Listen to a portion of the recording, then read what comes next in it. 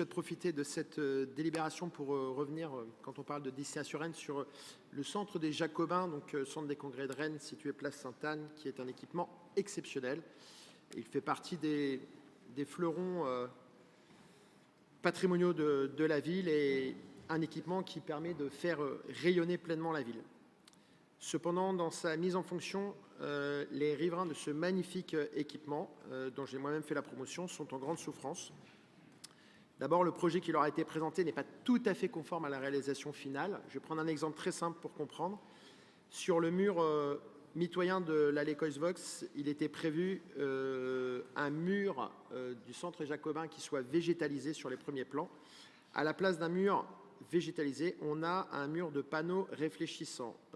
Sachant que le dit mur est exposé plein ouest, les nuisances thermiques sont conséquentes et même assez irresponsables, puisque en période de chaleur et d'exposition, on a des températures importantes dans les demeures.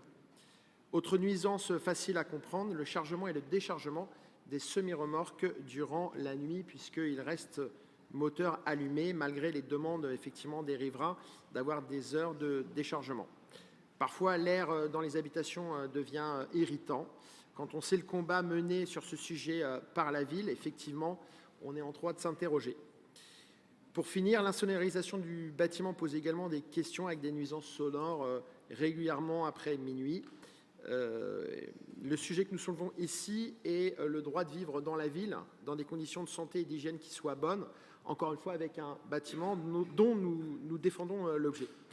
Nous vous demandons à ce titre, et en nous faisant porte-parole de ces riverains, que ce centre puisse continuer à remplir sa fonction, tout en respectant en fait la qualité de vie des riverains, car quand on les entend, on se dit que si on voulait les écœurer et les faire partir, on ne s'y prendrait pas autrement, alors que c'est une allée qui est tout à fait agréable aussi et qui fait le charme de Rennes. Ils nous disent ne pas avoir de réponse à leurs questions. Donc voilà, est-ce qu'on peut faire cohabiter la question des riverains et un centre de congrès pleinement exploité? Je vous remercie.